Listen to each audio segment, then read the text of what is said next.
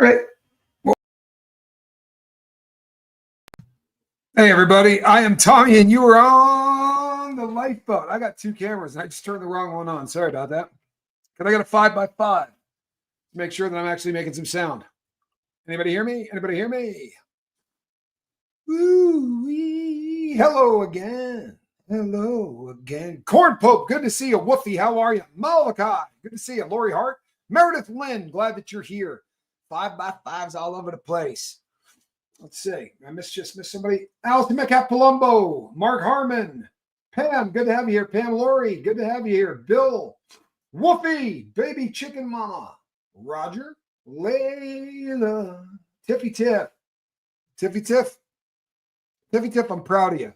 I really am. I know that these are tough times. Tiffy Tiff's got a very close friend. She's been with on and off, and they've got a relationship. I've talked about him. You guys know Turd Ferguson, and he is in rehab. I spoke to him today, and he's got a week under his belt. And he's told me everything that's going on with him is open fodder. They're working with some medication to get him leveled out. Right? He was about 10 days off of the rock when he got in there. Right? And I'm proud as hell of you, and I'm proud as hell of him. I really am. Wanna love. Pajama Pixie, good to see you. Kestrel, how are you? It's hard not to give up on a human being, and when people don't, it is so damned impressive. Jack Court, how are you? Brenda, Kestrel, herder of goats. Well, I needed a goat herder. Amy Joe, glad you're here. Nat B, thanks for being here. French Connection Mama. All right, bonjour. I'm sure I butchered that badly. I failed that class when I was in 8th grade. Whine a little bit more. Sarah Bauman, Nancy Schmancy, V-Bombs, there you are, from New York. Goosebumps 801, Pamela Morrow, True Crime Net, Sandy Wandy, One Tough Chick, Chili Phil. What's up, Chili Phil? Abe Froman. That would be the Sausage King. Surprised you didn't know that. Darcy Miller. Munereller Drucken. I'm sure I butchered that too. 2087. Hi. Mary Be Good. In relation to Johnny. Lori. Just Pauline. Glad you're here. Boy, oh boy. It has been a while. I'm glad that you're here. I hope you're killing it. Robin Bliss. Good to see you. Alicia. All right. People, I am absolutely ready to roll. Let's do this. So, a little recap. Let's talk about today, shall we? I'm a little exhausted. I'm not going to lie to you. It's very rare that I do say 6 hours nonstop. Karma Chameleon, good to see you. Glad that you are here. But I have done about 6 hours straight. I guess I've done about 4 hours straight. No, I've done 5 hours straight, and I'm about to do another one. So, One Tough Chick says, I'm doing better today. Menopause is an evil witch, and I believe that is the truth. Sarah is also exhausted. Long day at work. Yeah, I have been on all evening, have I not? It's fun every once in a while, though, to go a little bit too hard. And then you get to hang out with people that you want to hang out with. Whine a little bit more. I'm glad you're here. Jarhead, I'm glad you're here. What are we going to talk about? We're wide open. We talk about anything you want. This is your show. This is the 7 o'clock slot. We can talk about anything that you want to talk about. We are wide open. Somebody start throwing some stuff out. You got questions, you can ask them. I'll answer anything you want. I did get to hang out with Jag, and I don't know if you heard, but Jag said that she'd be more than happy to come on the lifeboat. And if you don't think I'm going to hold Jag to that, I promise you. Hey, Jess Gunn, good to have you back. I'm glad that you're here. I absolutely am going to hold her feet to the fire on that. I have wanted Jag on this program for a really long time. And I will tell you something, and this is for everybody on the boat, right? I am going to ask. Wow. After 20 years of refusing to drive due to anxiety, I am relearning to drive. How good is that, huh? I hope you're as proud of yourself as everybody here is. Can I get a 3 in the chat for how awesome that is? That is stepping outside your comfort zone in a way. And I knew, Pauline, this was going to be your year. We talked about it. I knew this was going to be your year. That is awesome, man. That is awesome. It Really is.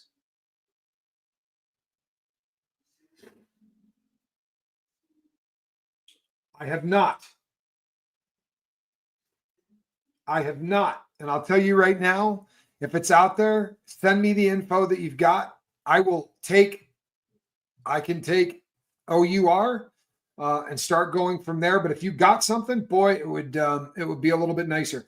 I am going to make it happen. I'm going to get Jag on the lifeboat. And you know something? I'm going to give Jag an opportunity to answer some questions that I think people want asked.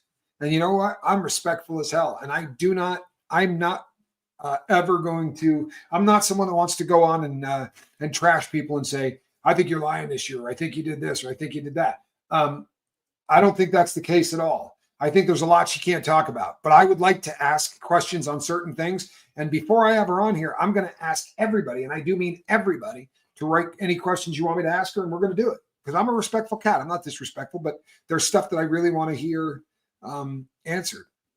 Also planning on getting my driver's license this year. Before anybody starts to think, all of these people that I did not have my driver's license for, I can't begin to tell you how long. Bill, you do not have to keep your fingers crossed for Q's court date tomorrow. Q's court date tomorrow, although we're not supposed to know this, is a formality. Q is going to go in there tomorrow, and they are going to rule in his favor. And then they will set a court date out for when he gets to go back in and argue. But we know we won. We know we won. We shouldn't know we won. And I'm sure that that his attorney, the one that I hired, is probably not happy that I told the whole world, but I could not tell the whole world. The whole world's been waiting. Roger says, I didn't get my driver's license until I was 57. Well, I was a criminal. The Operation Railroad is what you were asking about. Is that the one you're asking about? That is the OUR, Operation Underground Railroad. Yes, I have looked into it. I didn't realize the abbreviation, people. I didn't realize the abbreviation. Yes, I have looked into it. I'm still in the process of deep diving it. There's so much there. There really is. There's an awful lot there, and I am in the process of deep diving it. There is I would say that I'm probably 8 to 10 days into it. Most of the time that I was in bug tussle, it was my pet project. So I have been in the process of doing that. I didn't. You lost me with the abbreviation. Yeah, the Ballard and his visits to adult. Yeah, I have been looking into it. He's a scary dude with scary connections. I agree, but Beck, I promise you're going to hear me and my opinions on it. I promise. Just stick around. And I'll tell you right now, when I do that show, you need to show up here and you need to share that thing as far and wide as you can, because I'm not going to get $1 on it. and I that's never stopped me from doing shows.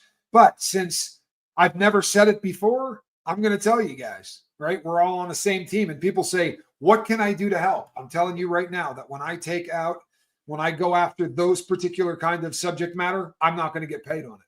So the least you can do is send it out as far as you can, because I would really like to make sure that we at least get the message out. I don't mind doing it for free. I really don't. But what's sad is that when you do it for free, the big red button doesn't want a bunch of people to see it, right? They go out of their way to bury it. And the only way to overcome that is to absolutely annihilate them, right? With the amount of people that share it, with the amount of comments that get left, every single person's got to hit a thumb up. It's those kind of shows for real. Jordan got 2 lives in one day. I might have beat you. I think this will be my 4th live today. No, it's my 3rd live today. No, it's not. It's my 4th live today. It just feels like 2 because I did 4 hours on the Sean Atwood program, but I did 2 hours on Sean's show, and then I did 2 hours on my show. If anybody has any questions about anything, just put 3 Qs in front of the questions before you put it up there, because it makes it easier for me to read. But you're on number 3. Mary, thank you so much. I appreciate you all, especially those who sort of jump from one platform to another. Thursdays are always really an effort in patience, because I do more content on Thursdays than I will ever do, and I get less views because I spend most of that content on the other side of the pond over on the Atwood program. Is Jag a protected witness? She is not a protected witness. Now, is she giving info to the feds? If I were you, I would ask her that question. I did drive the getaway car. I drove my own getaway car, though. I didn't drive for anybody else. Yeah, when I robbed banks, I did it completely alone. Make sure your thumbnail is clearer when you do the hour Ballard thing. I don't want to watch it. I just can't. I'm not in a space where I can face that kind of disappointment. I understand. I really do understand, Allison. And I'll tell you something else. I'm glad that you said that. Because I didn't want to do the Ballard story. And a persistent woman who emailed me a million times, and she knows who she is. I didn't want to do it for the same reason. I didn't think I was in a headspace to be that disappointed. And I'm not, this is for me talking. I look away sometimes. Everybody looks away sometimes. I don't think this is one I can choose to look away on if I'm actually trying to fight this. Do you know what I mean? So it's just one of those things that but I will give everybody a warning, and it's going to be a disturbing show. So Neil Gaiman is breaking my heart. It's hard to know if he is a victim or a predator. Well, why don't I take a shot in the dark on this, Karma Chameleon? He's a predator. Have you listened to any of the... so anyone who doesn't know what this is, Neil Gaiman is a very, very prolific and a very, very successful author. And Neil Gaiman wrote The Sandman, the series that's catching a lot of traction right now. He wrote The Ocean at the End of the Lane. He wrote the one about the little girl. What's it called? It's a girl's name. It's just a one girl's name. And he comes from a family who in 1965, if I'm not mistaken, moved to a part of London, or a part of Great Britain, rather, where they could, Caroline, thank you, moved to a part of Great Britain so that they could be closer to a Scientology org. He has denied being a Scientologist, but his first wife he met through a Scientology org. So at one time he must have been. But what he says, whenever he is pushed on the subject, Neil Gaiman will say, I am my religion. The Scientology is the religion of my family, just like Judaism is the religion of my family. And it's apparently when he was growing up, his sister, I read some stuff his sister said about how they grew up. And it was a very unusual childhood, because they were kind of had one foot in each world. They were living kind of as Jews, but also as Scientologists. And I think you might have been able to do that back then. But it doesn't work that way anymore. Herder of Goats, thank you so much. I really appreciate it. So I'm going to be doing the Gaiman story.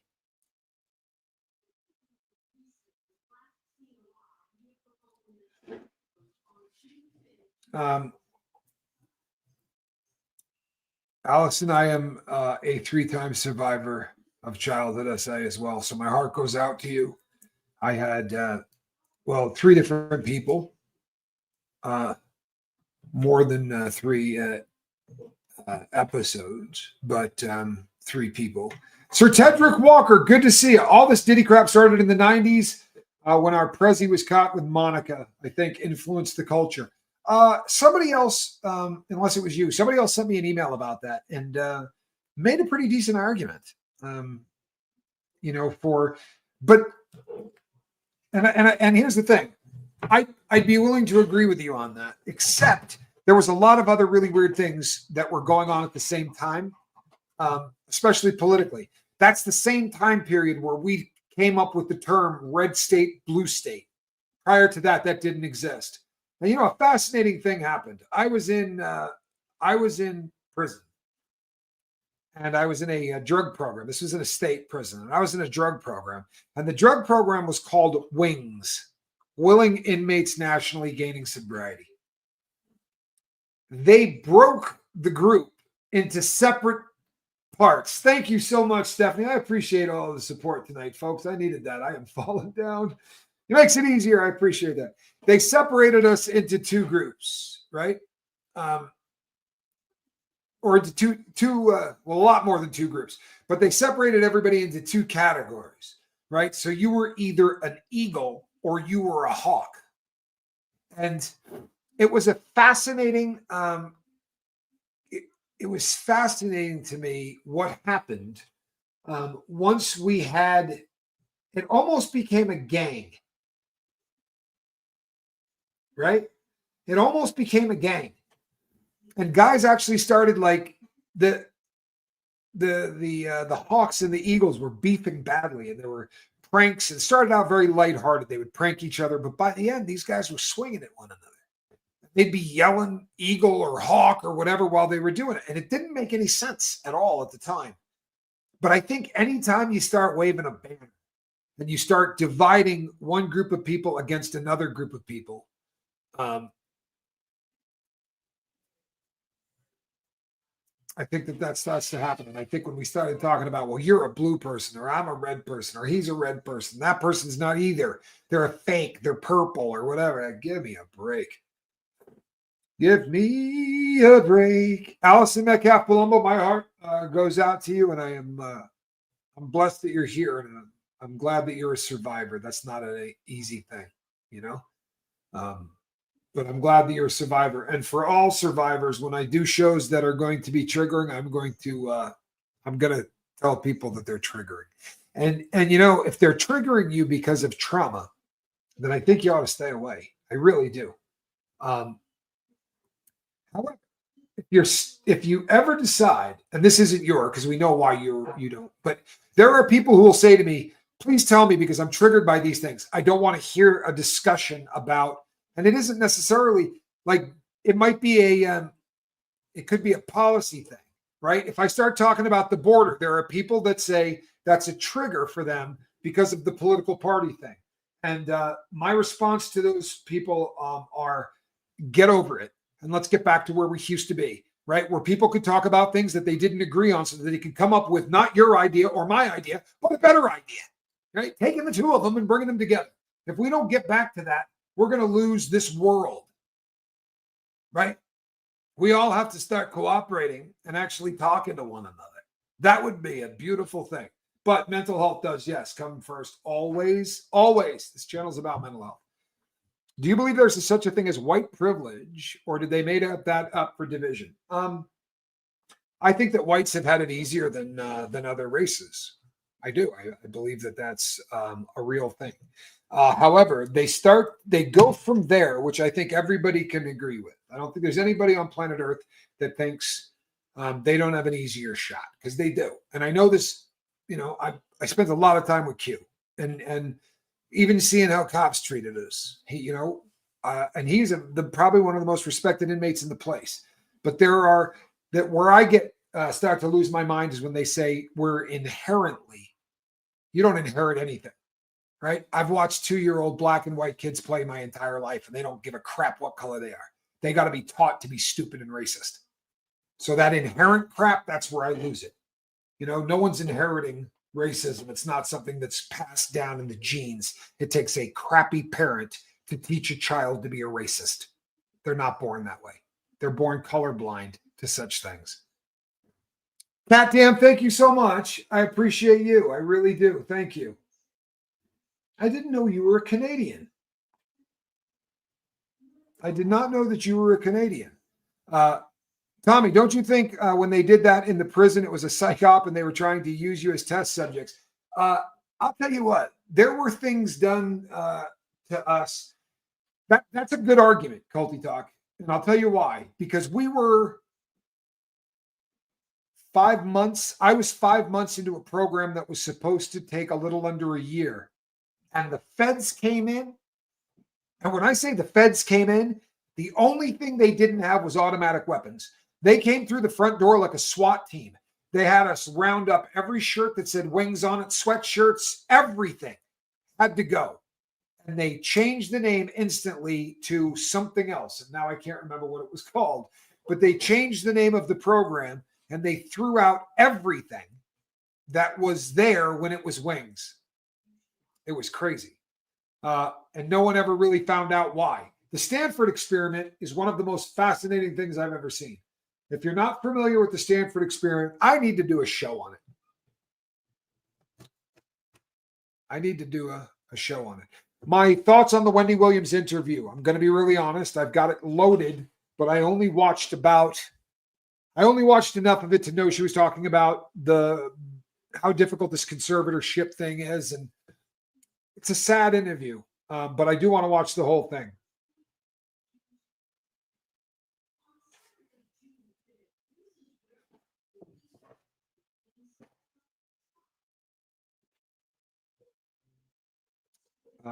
I do believe that they do stuff like that to us in prison all of the time. It's one of the reasons that I would never, ever, ever take anything in a needle there. Like they would say, we're doing, the V word that you can't say on this channel, but they're going to stick you in the arm and give you something so you don't get a flu shot or anything like that. And I would always go, no chance in hell.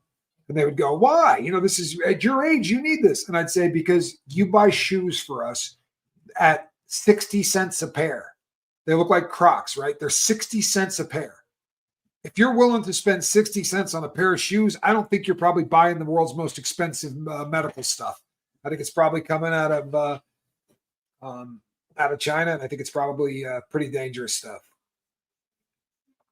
The Stanford product, I think we should talk about the Stanford experiment because it's a fascinating study, right? What happens when you give somebody the authority over another person, right? These people didn't even do anything wrong, but once you start to treat someone and you have the ability to be an authority over them, it almost always goes ugly quickly. It's kind of how it goes, and I've watched that. I've really, really watched that. It's ugly, man. Tommy, just curious of the process. When they do release Q from prison, and will he be released from the same prison that he's currently in? Yeah, they absolutely will release him from the prison he's at now. And the reason that is because Mindy, who is his family, moved to be near her son. So very often you'll be at a prison that's nowhere near where you're going to be released to, but he would actually be released very close to the same city that he's in currently. He's in Terre Haute, Indiana. That's not where he would be living, but he'd be living within 150 miles or 250 miles from Terre Haute. So there's no reason for them to move him. Bill says, I got an experimental anthrax shot in the military involuntarily. Received 2 out of 6 doses. Wow. These discontinued programs still. Wow. God help us, brother. This is the thanks you get. God help us, man.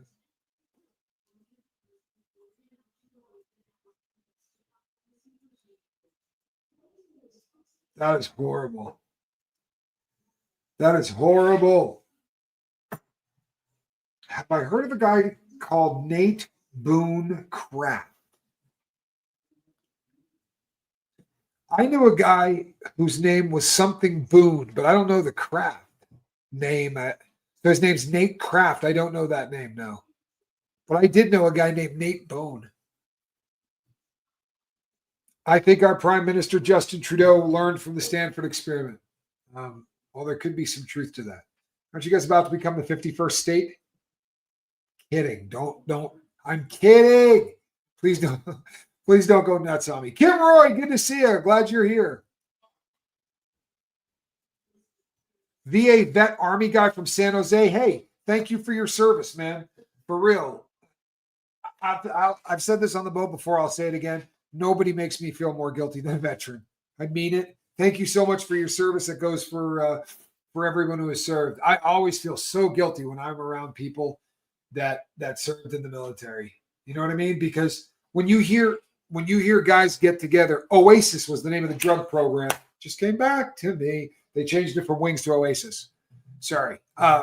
When you hear guys from the military talk, they'll talk about, oh, I was in Kandahar, or I was here. And you hear two inmates talking, they'll be like, I was at Beaumont. Were you at the USP or the FCI? I was at the USP. Ooh, bloody Beaumont. And then you hear the stories, and it sounds just like a couple of guys that served in the military. Sounds almost identical. It trips me out. The only difference is, you guys are heroes, and we're dirtbags.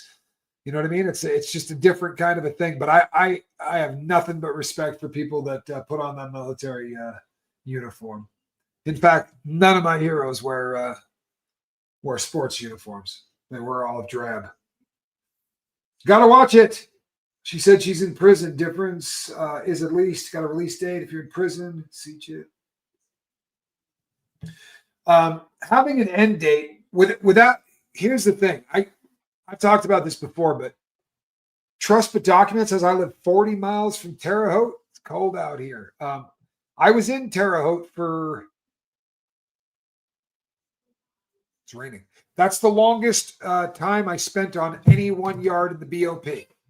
I spent more time at FCI Terre Haute than anywhere else.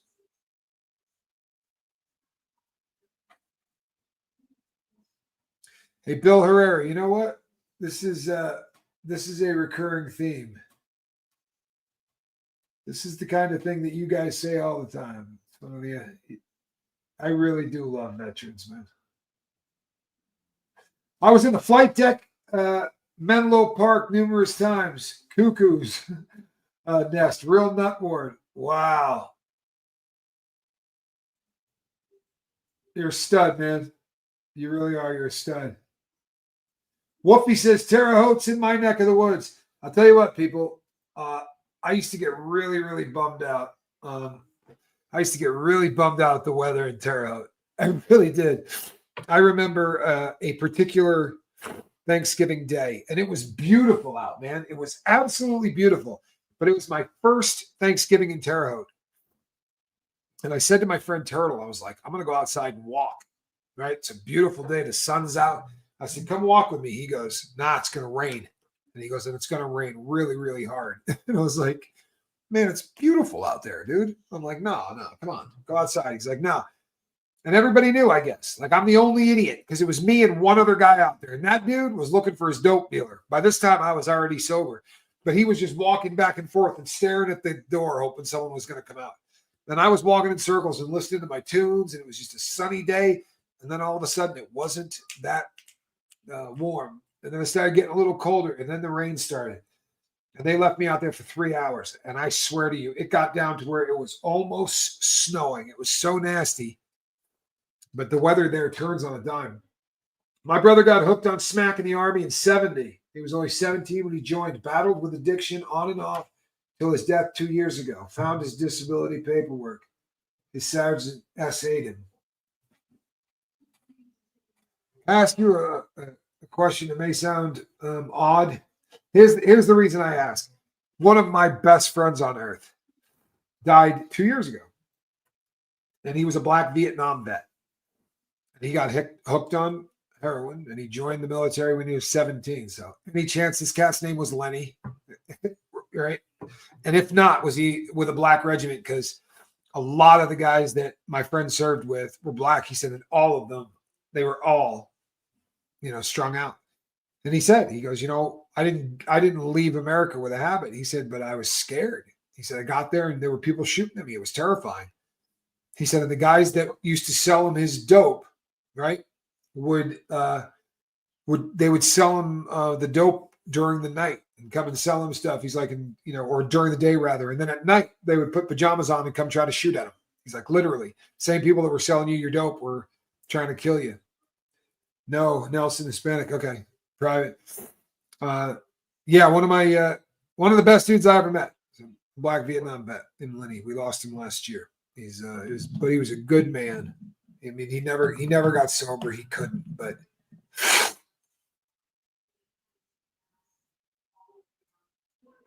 no apologies at all. Captain in chat, I came straight after watching that. I don't even know what you all were talking about. Just felt really bad.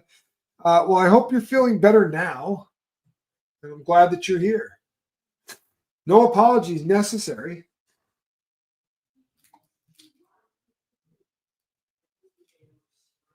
Yeah, you were all olive drab green. That should happen in prison. It's always been my argument, man. Right? We're khaki. Everybody in there is wearing khaki. What difference does it make what color you are? Off topic. Well, we'll let this slide. Let's see. Found in 1975, fume red Geneva for 150. It's beat up a bit and it doesn't work.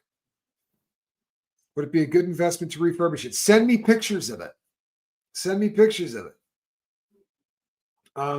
It really everything always comes down to condition, right? And if you really love it, like there are things I will buy to restore because I just absolutely love it. You follow me? This is one of those watches. When I bought this watch, this is a diving watch from Benris. I bought this broken. I knew it was broken, and I knew when the guy said it doesn't work, I'm buying it online. I said, can you take the back off of it for me and look at something? He goes, I don't take the back off of watches, man. He's like, I don't know anything about it. So I bought it knowing there was a good chance it was the balance wheel that's blown. And if it's the balance wheel, it's a really honking repair. It's going to cost me a lot of money and take a lot of time because I don't do them myself. Balance, very rarely. I shouldn't say I don't. I try not to because they're really hard and I'm not very good at it. If it's anything else with a watch, I can fix it. But if it's a balance wheel issue, I'm just not good at it. But this, as it turned out, this one wasn't a balance wheel, but I was willing to pay for that. So if you really love it, like this one, I just loved. I thought it was such a cool looking watch that. So if you love it, but send me some photos. I'll check it out. Send it to TommyScoville@gmail.com. So did you guys ever drive by the prison in Terre Haute? Scary, huge brick thing. Your husband served in Iraq. Thank him for his service, please. Yeah, thank him for his service. On Monday, I'm going to a meeting to hopefully start learning watch repair. Shut up. Wow, how very cool. I've been doing it for a long time, and I love it. I absolutely love it. I shouldn't say I've been doing it for a long time. I've been doing it for real for about 2.5 years. But I've been farting around with them my entire life. It's just that at some point I got serious about it. That's a great question, isn't it? What is it about watches that you love so much? What draws you to them? That's a great question. I would say that nothing is made well anymore, right? We live in a world where, like, I bought the most expensive phone you could get, right? And it's the most high tech and all of that crap. And I've had the thing less than 6 months, and now the battery's starting to die. Right? It's not starting to hold the charge the way it used to. It's starting the descent at half a year in, and this thing's what, like $1,500 or something. And they engineer it to do this, right? I have a watch. I sold it. I had a watch up until just recently. And the watch was made in the 1600s, and it works exactly how it did in the 1600s. They built these things so if you take the back off of one of these watches, you're going to look inside, and they have decorated the metal. It's called perlaging, right, or coats de Geneva, depending on how they. But they're decorations that they're carving, intricate little carvings into the steel. And the only person that's ever going to see it is the guy repairing it, right? But they take so much damn pride in their work. Like, this is a piece of art. It also happens to keep time, which is a really beautiful thing. But it's working art, and I will be dead, right? And someone will be wearing this watch. As long as someone is willing to make teeny repairs and tune-ups, this thing will run forever. In fact, if they don't drop it, it will never need a repair, ever. Any place where there's friction, where metal touches metal, they put it into a jewel. When you hear a 17 jewel movement, that means that instead of having a pivot point where the metal will start to wear out the metal, right? It goes into a jewel, and that put a little lube there. It runs forever. It's a absolutely fascinating it's fascinating to me how beautifully built these things are and how much time it takes, and the accuracy of them, and the fact that one guy just about came up with every single patent in that watch.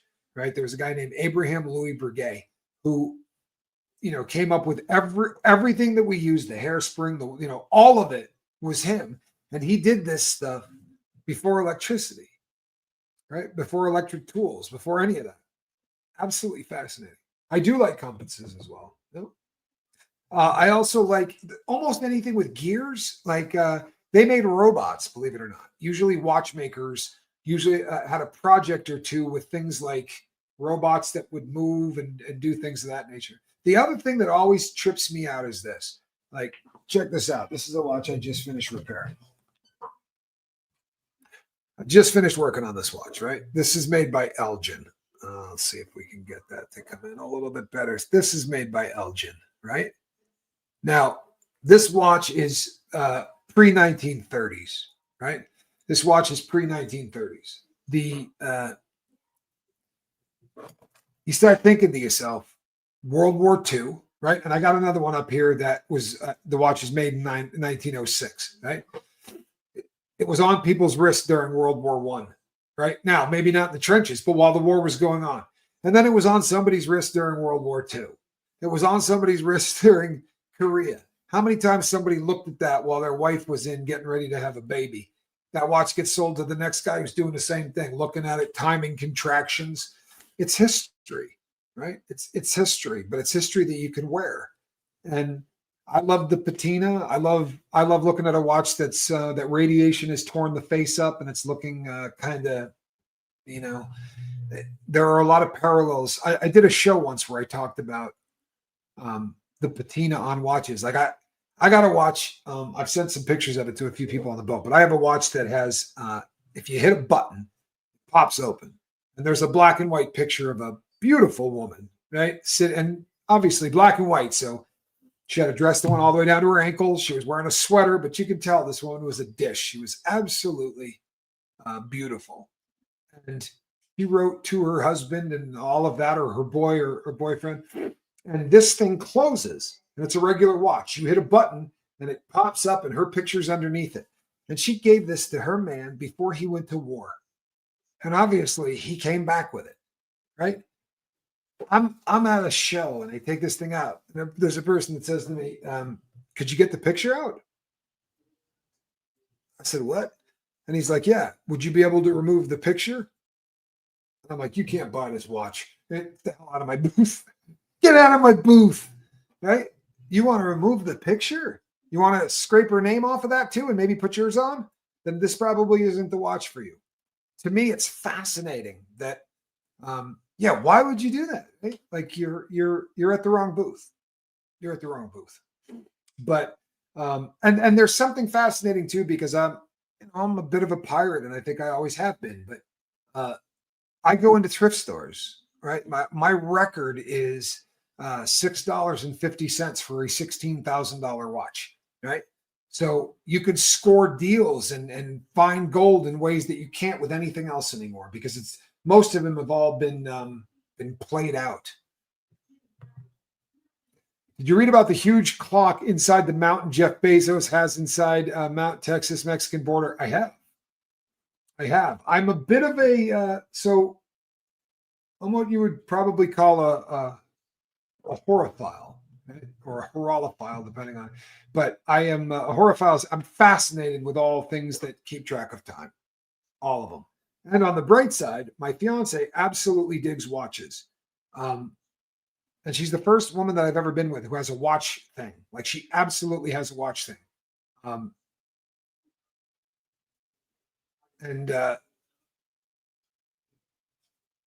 It's cool because we can it's something that we can do together. We can go out and check out thrift stores and look for stuff, and it's a hell of a lot of fun, man. And thrift stores are my favorite places on earth. I really like them. Tommy, do you know anyone who works on old chiming mantle clocks? Possibly Seth Thomas, but it's been a couple of decades since we packed it away after Grandma passed. Dad says it needs new gears. I work on them. I work on if you can wind it up and it keeps time, right? Clocks are way easier than watches to work on, because they're all the exact same principles, right? Except it's this big.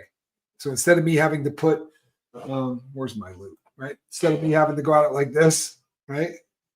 It's a lot easier if you can just put on your glasses and use your hands instead of having to use tweezers and all of the accoutrements that go along with working on a watch.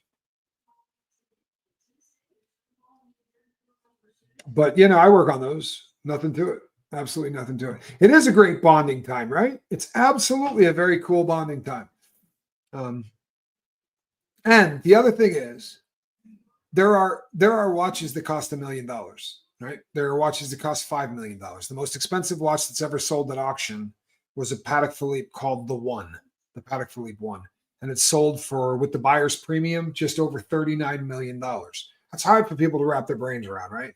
But the artwork that it goes into making this, and I'm not talking about art, I'm talking about the mechanics. That particular watch, it knows how many days there are in each month.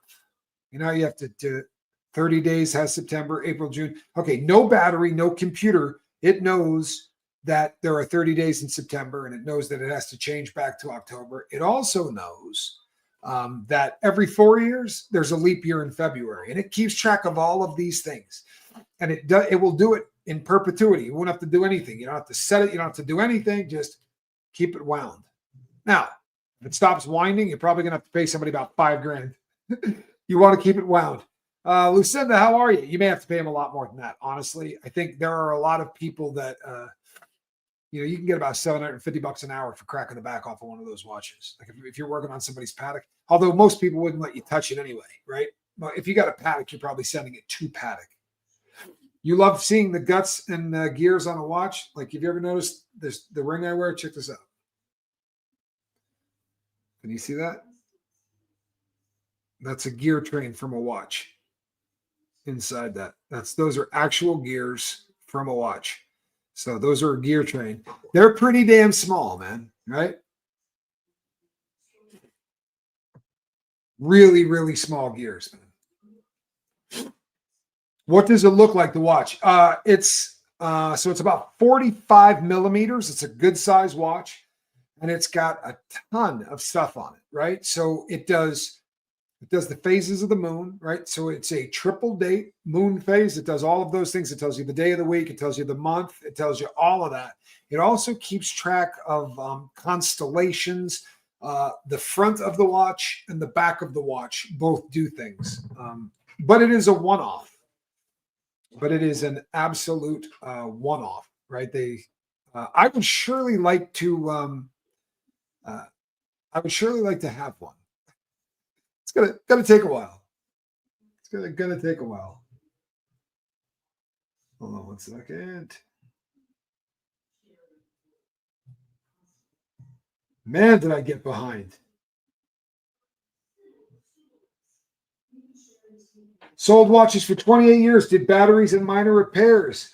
Own more than I should. Fixed mom's Seth Thomas. You own more than you should. There's no such thing. Do you have more than 650?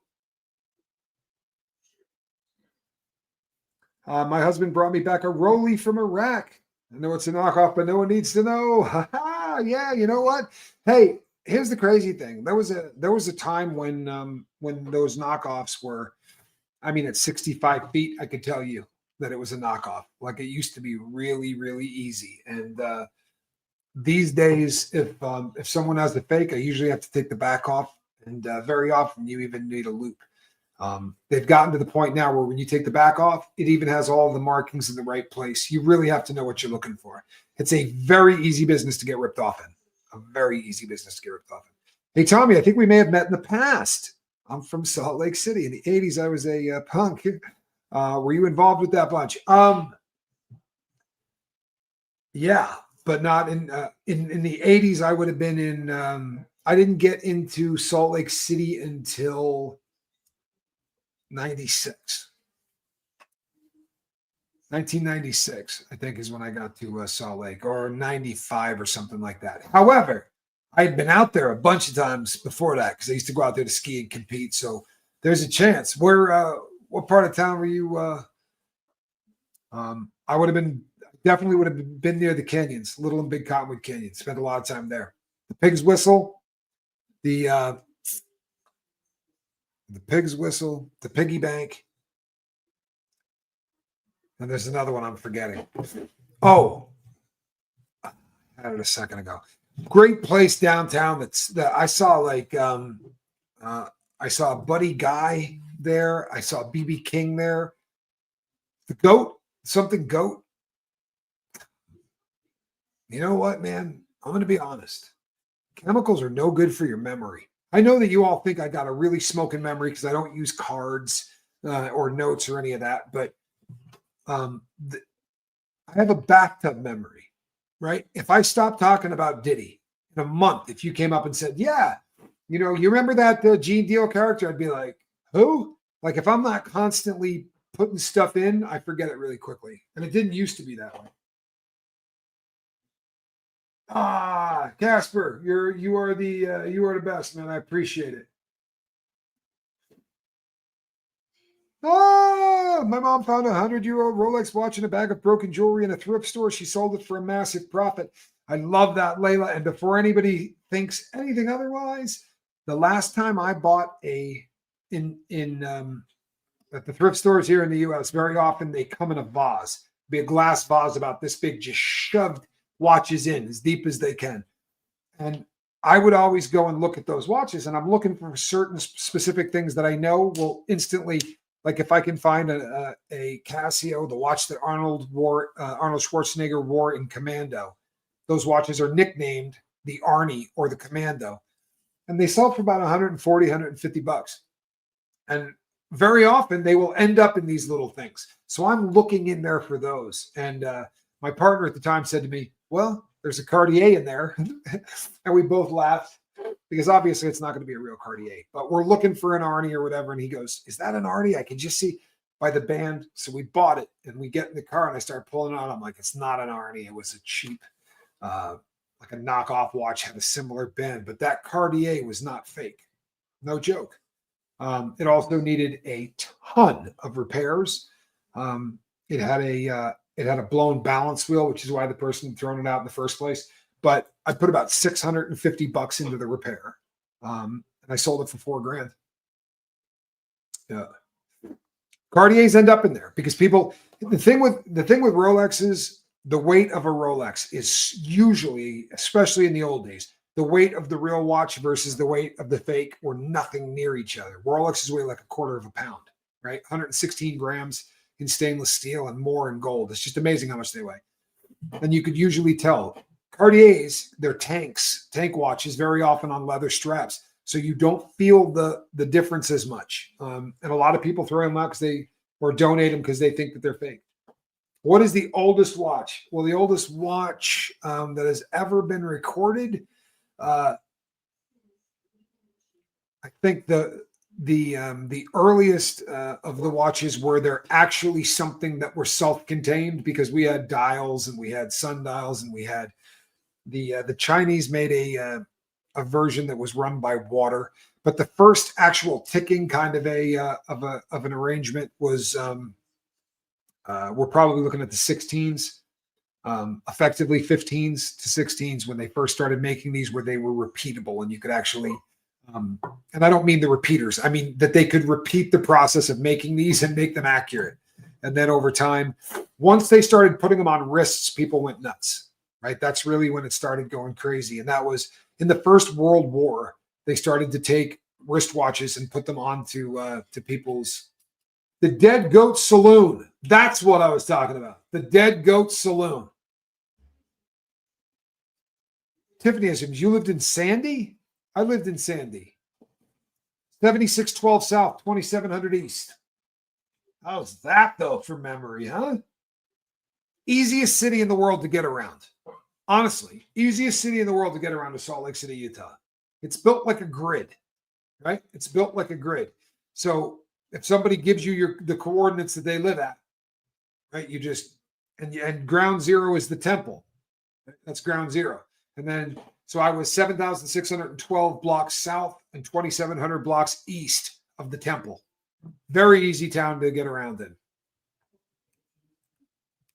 But I went to that crazy bar a bunch of times.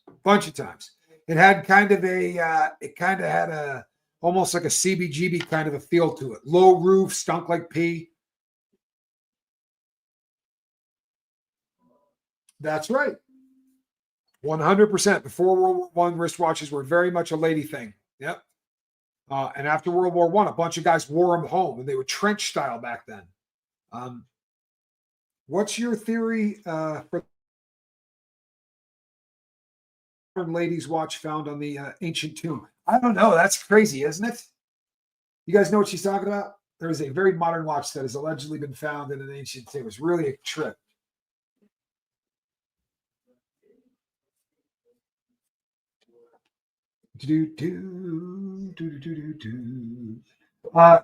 Maria, it may entire state from St. George to Utah, from St. George to Ogden. Yeah, I spent a lot of time in SLC. As a kid in Salt Lake City, I found it reassuring I could find my way home if ever kidnapped and blindfolded. Perfect. That was always a nice one to have. Did I ever hang out on Long Island? Bailey, that's where my family's from. I'm the only member of the Scoville clan that was not born in New York, right? At least the immediate Scoville clan. The rest of my family, or at least my older brother, my older siblings, were all from New York. Myself and my baby sister were not. We were born in the sticks, but the rest of my family is from Long Island. My dad was a lifeguard at Jones Beach. My mom was a lifeguard at a pool in Levittown, and they met as lifeguards. So that's the part of the world I'm from. Best Army watch is issued Timex with a green band and a stainless steel body. Couldn't break it with a hammer, without a hammer. I'll tell you what. You know what? I will slightly disagree because I think that all of the aviator watches that we cranked out for all the way from World War II all the way through Vietnam, we were making watches, and the specs were always the same. They were about a 33 millimeter watch, sometimes as big as 36. Heavy steel. Bulova made a lot of them. A lot of radioactivity, so you can read them. Tons of lumen on it. Dark dials, just sexy looking watches. Like the A16 is the name of one of them, a model on it. Elgin made them, Hamilton made them, but Hamilton's is probably the most famous. Good looking stuff. You know, I have a watch. I was just showing Johnny Scoville before we went live. I have a Timex from what I say, 79, from 1979, still in the box with papers. It's never been touched. How many siblings do I have? You thought it was just me and Johnny? No, we have two sisters. Sister Scoville, my older sister, and my baby sister, who I will just call Baby Scoville. That way, I would hate to dox my sister. You know what I mean? Timex takes a licking and keeps on ticking. Never could forget that slogan. Those are the best ads ever. And you know why they took a licking and kept on ticking? Because they didn't have jewels. The jewels will break, right? Or the thin piece of metal that goes into the jewel. In the Timex, you got a big, thick piece of metal that goes into a metal hole. So you can throw it against the wall, pick it back up, and it's going to work, guaranteed. But if you let that baby run for 10 years, that metal will start to hew that hole out, and they become less accurate. But for that 10 years, they're incredible. There was a time, you're not going to believe this, but I swear to you, I'm telling you the truth. You can look this up. There was a time when they were selling 30,000 watches a day. They were selling 30,000 watches a day because every single store sold them. It wasn't like you had to go to a jewelry store. You could go to a place that sold magazines and they sold Timex. You could go to a hardware store, they sold Timex. Everything. I'll bet you I got 15 or 20 World War II watches. You know what else I have? Is a Jitterbug, which is a pocket watch. I had two of them. I gave one to Huxley for Christmas because Huxley's really into. I gave Huxley a crap load of old watches. For Christmas. He's really into old things. He's like me. He really is. He digs it. He likes going to thrift stores. We have a good time. But I gave him one of the Jitterbugs, and those were the pocket watches that they gave to the bomber on the B-1s. So the guy that was down there, everybody would set them. The number goes to 10. It doesn't go to 12. It's a really weird looking. I said to him, you ever see a watch like this? Oh, yeah. The G-Shock, Kestrel. By the way, everybody rich who collects watches, every great collector of watches has a G-Shock. And their G-Shock has a watch coming out this year for $32,000, by the way. There are some very expensive G-Shocks. But the reason it's called G-Shock, right, is because of how many G's it could take without ever being destroyed. They are super, super tough. They really are. You had an acrylic bubble watch, Bailey.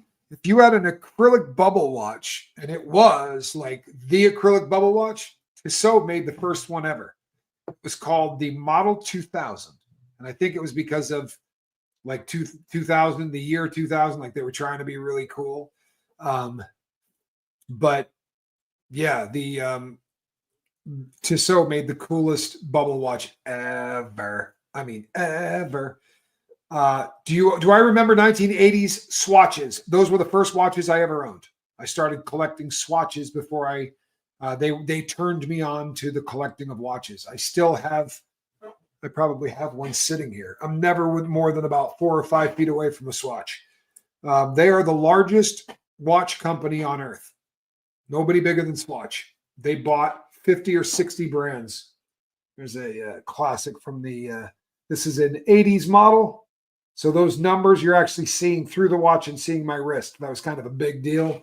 And it had the vintage style Twisto Flex strap, which was a rarity. That's why I bought that one. You have around 9 in your jewelry box. Well, that's a hell of a start right there. 9 is not bad. That's a pretty good start. I personally have just under 700 or so. Not enough. No, honestly, they're all for sale except a couple. I do a lot of birth year watches. People reach out to me and they say, I was born in 1973. And I will lay out 5 or 6 watches for them that were really popular in 1973, right? Like this is a birth watch I'm doing for somebody right now. Longines automatic, right? This guy's birth watch. This came out the same year he did, right? Mid-60s. Guy wanted a watch from his birth year. That's what I did for Johnny Scoville. I gave him one for his birthday. It's one of those things I do a lot of. Give your watch a new twist. Twisto Flex.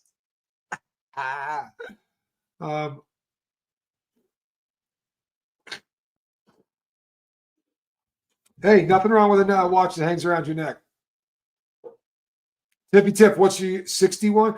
And oh, you mean do I have them? Oh, I have. You couldn't come up with a year that I don't have a birth watch for. I got 650 watches, right? I mean, they haven't been making watches for 650 years. I promise you, I got them all covered. What came out in 84? Lucinda, that's the same year that Quibble came out. Trust me, I got 84 down, right? I've given her 3 birth watches, I think, so far. Am I more into the time aspect of watches or watches themselves? Started out with watches themselves and the artistry that went into them and the history of it and all of that, right? But then things changed because while I sat in prison, I realized that, you know what? I can come up with more money. I can get tougher. I can lose weight. I can get my face fixed. I can get my teeth done. I can't buy 1 more minute back, right? All of that time I spent chasing money and dope and all of those things, that time's dead. And people, I wear my collection of watches. I don't have a lot of them that are cheap. And every once in a while, someone will say something stupid about the price of a watch and justification and this and that. I'll tell you what, there's nothing on earth more valuable than time. The rest of it's BS. Right? Nothing more valuable than time. And I wasted so much of it, people. I wasted the first 46 years of my life. That's kind of heavy, yeah? I wasted that much time. Jamie Palmer, 1990, Pop Swatch. Man, you were born in 1990, Pop Swatch. Man, could you pick? That was the year that Swatch was doing pops. That was the coolest stuff. God, help us, yes. Yeah, I've got stuff from 1912. I got tons of stuff from the teens. Some of my favorite time period to collect from.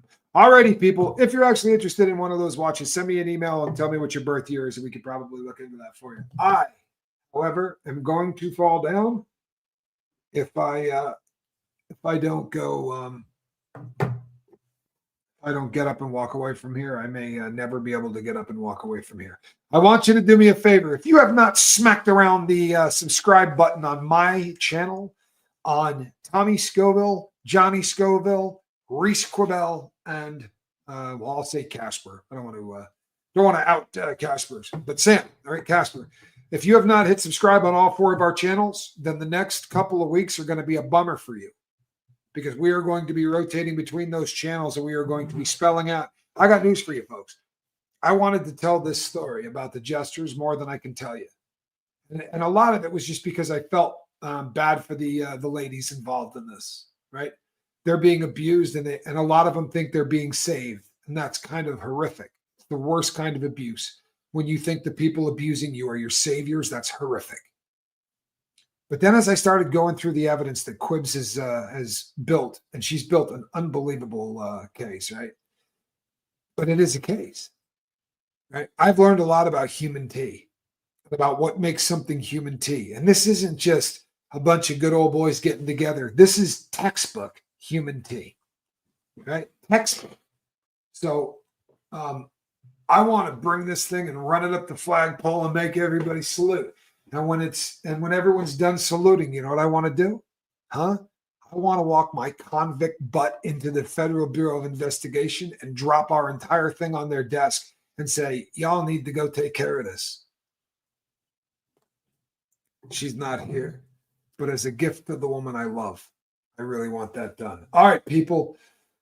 Between now and the next time I see you, reach out and try to save somebody. Sorry, I'm exhausted. Oh, she is here. Thanks, Quibbs. There's a lot coming. The wrenches are going to put a link up to Casper's channel and to my fiance's channel right now. Thank you, Chris. You know what? I'm glad that we're bringing it to light too. Did one of you say 79? Because if you were born in 1979, you should really send me an email. I got the greatest 1979. I got stock never touched. Coolest thing in the watch business, new old stock. Get something from the 50s no one's ever put their fingers on. And you just said 1912. I'm looking at 2 watches from the 19s, from the early teens. So what is Johnny's channel? It's called Chase the Heat. Chase the Heat. Chase the Heat. All right, people. I'm Tommy. I will see you on the next one. Between now and then, reach out and try to save somebody. I love you, baby. Thanks for coming by. That's my fiance, you know, Pete.